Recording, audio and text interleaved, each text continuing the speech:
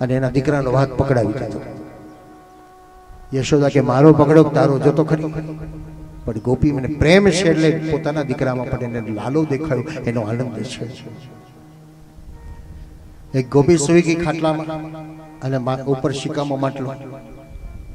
કન્યાએ વિચાર કર્યો કે ચલો કમળની લાકડી લઈને આપણે પી લઈએ. પણ ગોપીને ખબર તો પડી છે ને કે કનૈયો આવ્યો હતો.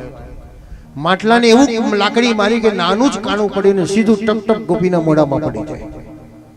ગોપીના ગડપડ આવ્યું એટલે જોયું કે હું માટલું કોણ ફોડી ગયું? લાલો આવ્યો. કેવું મારા મોઢામાં દૂધ રેડી ગયું. રોજની આ લીલાઓ થાય છે. અને એ લીલા થતા એક દિવસ યશોદામાએ મંથન કર્યું. બસ 50 વર્ષથી તમે સેવા કરો છો, વ્યવસાય કરો છો, જે કંઈ કામ કરો છો, તમને સફળતા નથી મળતી તો તમે તમારી જાતે મંથન કરો. તમારા આત્માને પૂછો, મારી ક્યાં ક્ષતિ છે, મારી ક્યાં ઉણપ છે, મારી ક્યાં ગલતી છે, તો તમને અંદરથી જવાબ મળશે. બહાર પૂછવા જશો તો કોઈ કે આમ કરો ને કોઈ કે આમ કરો ને કોઈ કે આમ કહો. અને આજકાલ બધા રૂપિયાની પાછળ દોડ્યા. જ્યોતિષની પાસે જાઓ તો તમને વિધિ બતાવે છે આટલું જ કરવું જ પડશે, એટલે 5-50 હજાર રૂપિયા ખંખેરો નહીં ત્યાં સુધી કશું ના થાય.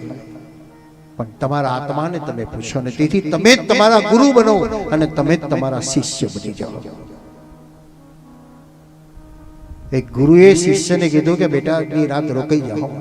ચેલો કહેવા લાગ્યો નહીં ગુરુજી, તમે ઘરે નહીં જાઉં તો પત્ની રડારડ કરશે, છોકરા ઊંઘશે નહીં, એટલે મારે ઘેર પહોંચવું જ પડે. ગુરુજી કીધું સારું ઘર જા. અને ચેલો પગે લાગી બેગ લઈ નીકળ્યો. 5 મિનિટમાં પાછો આવી ગયો. એટલે ગુરુજી પૂછ્યું કેમ ભાઈ ગયો નહીં ઘેર?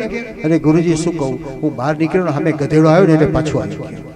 એટલે ગુરુજી હસતે હસતે કહીને કે સાલે ગધે કી સુનતા હૈ, ગુરુ કી નહીં સુનતા હૈ કા. બસ એ સ્થિતિ આ છે. અને તેથી તમે તમારા જ ગુરુ બનો, તમારા શિષ્ય બની જાઓ, તમારી આપને ઓળખી લો. મારી બાલાસિનોરમાં એક કથા હતી. અને બપોરના સમયે બધા વૈષ્ણવ મળવા આવે. એટલે એક બેને કીધું કે શાસ્ત્રીજી મારી બા છે ને બહુ લૌકિક કરે છે. એટલે મેં તું ઉંમર કેટલી છે? કે 85 વર્ષ. તો મેં તું 85 વર્ષે શું લૌકિક કરવાના છે, શું કરે છે?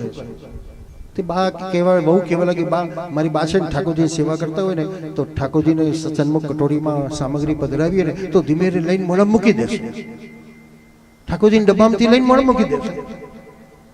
કે આવું કરે છે બોલો? તો મેં કીધું તમે એને લૌકિક કહો છો? મારી દ્રષ્ટિએ આ લૌકિક નથી, આ અલૌકિક છે. અત્યાર સુધી 80 વર્ષથી એવું સમજતા હતા હું ઠાકોરજીને આરોગાવું, ઠાકોરજીને આરોગાવું. પણ આજે એને અનુભવ થઈ ગયો કે એ ઠાકોરજી સામે નહીં મારી અંદર જ બેઠેલા છે અને તેથી એ પોતાના મુખમાં મૂકે છે. આ અનુભૂતિનું જ્ઞાન થવું જોઈએ. કોઈના મોઢામાંથી છીનવવાનું શાસ્ત્ર કહેતું નથી, મુખમાં મૂકવાનું કે છે. અને મૂકવાનું તમે ઠાકોરજીની સન્મુખ મૂકો કે કોઈના મુખમાં મૂકો, એ ઠાકોરજીને જ પામે એવું છે. તમે તમારી દીકરીને 500 રૂપિયા આલ્યા અને તમારે દીકરીના દીકરાને 5 રૂપિયા ના આલ્યા, બોલો એ દીકરી ખુશ થશે ખરી કે મારી માએ બહુ સારું કે 500 રૂપિયા આલ્યા? પણ એને અફસોસ થશે કે મને 500 ના આલે તો વાંધો નહીં, મારા છોકરાને 5 રૂપિયા આલવાતા. તમે છોકરાને 500 આલ્યા, દીકરીને 5 રૂપિયા ના, પણ તો દીકરીને દુઃખ નહીં થાય મારે છોકરાને આલ્યા. એ ભગવાન ખુશ ક્યાં છે? એને આરોગવામાં ખુશ નથી, એ એના છોકરાઓને આરોગવામાં ખુશ છે. તમે ગમે તેને આપો ને એ ભગવાન સુધી પહોંચી ગયું છે.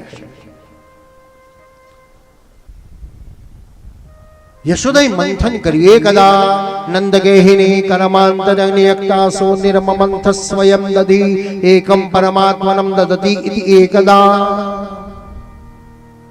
કોક દિવસ તમે એવો વિચાર કરો, રોજ તો નહીં આવે પણ કોક દિવસ નવરા બેસો ને ત્યારે, અને તેથી ક્યારેક ક્યારેક એકાંતની અનુભૂતિ કરો.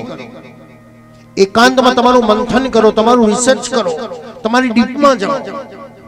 એકાંત પરીક્ષા છે, કસોટી પણ છે. એકાંતમાં મન બગાડી નાખે, વિકૃત કરી નાખે છે. અને તેથી સમજી વિચારીને પણ તમારી અંતરના ભીતરમાં તમે પ્રયત્ન કરો. યોગ માર્ગ દ્વારા તમે જુઓ તો તમે જ્યારે ધ્યાન અવસ્થામાં તમે શરૂઆત કરો ધ્યાન ધરવાનું, તો તમારી અંદર આંખમાં અલગ અલગ કલરો આવવા લાગશે. એકદમ કાળો ભયંકર દેખાશે, એકદમ રાતો રાતો કલર દેખાશે, એકદમ પ્રકાશ જાણે કોટી સૂર્ય જેટલો તમારી આંખની અંદર પ્રકાશ દેખાશે. તમે સ્વસ્થ છો એ સમયે પણ તો તમારું મન ચક્રની જેમ સ્પીડમાં દોડશે. અને સ્પીડમાં દોડતા એમ થાય કે હમણાં પડી છો, પણ તમે સ્વસ્થ છો તો આગલા સ્ટેપમાં તમે જાઓ છો. ધીરે ધીરે તમારું મસ્તક ફુગ્ગાની જેમ ફૂલવા લાગે છે અને એટલું વિરાટ બનતું જાય છે. ફાટું અહીં બહાર આવી જવું જોઈએ, નહીં તો ફાટી જાય પાછું. તો વિરાટ કેટલું આપણું શરીર છે, આપણું સ્વરૂપ છે, પણ આપણે આપણી આપને ઓળખી શક્યા નથી. આપણે કોઈ કાંગલા નથી, બાયલા નથી, આપણે કોઈ ગરીબ નથી, ભિખારી નથી. આપણે ઈશ્વરના સંતાન છીએ, સિંહના બચ્ચા છીએ, પણ આ ઘેટાના ટોળામાં બેસી ગયા અને બે કરતા થઈ ગયા છે. એવો સદગુરુ જો કોઈ મળી જાય અને આપણને બતાવી દે કે તે કોણ છે. સમર્થ રામદાસજી જેવા સદગુરુ મળ્યા, જેને શિવાજીને બતાવી દીધું, શિવાજી રાષ્ટ્રનું રક્ષણ કરવું એ તારું કર્તવ્ય છે. હાથમાં તલવાર ઉપાડ, માળા નહીં, માળા હું ફેરવીશ અને તું હાથમાં તલવાર ઉપાડીને રાષ્ટ્રનું રક્ષણ કર. આવો સદગુરુ મળવો. અર્જુનને સદગુરુ મળ્યા ભગવાન કૃષ્ણ. અર્જુન કાયર ન બનીશ, યુદ્ધ કર, એ તારો ધર્મ છે અને તારું રાષ્ટ્ર પ્રાપ્ત કરે તારો ધર્મ છે.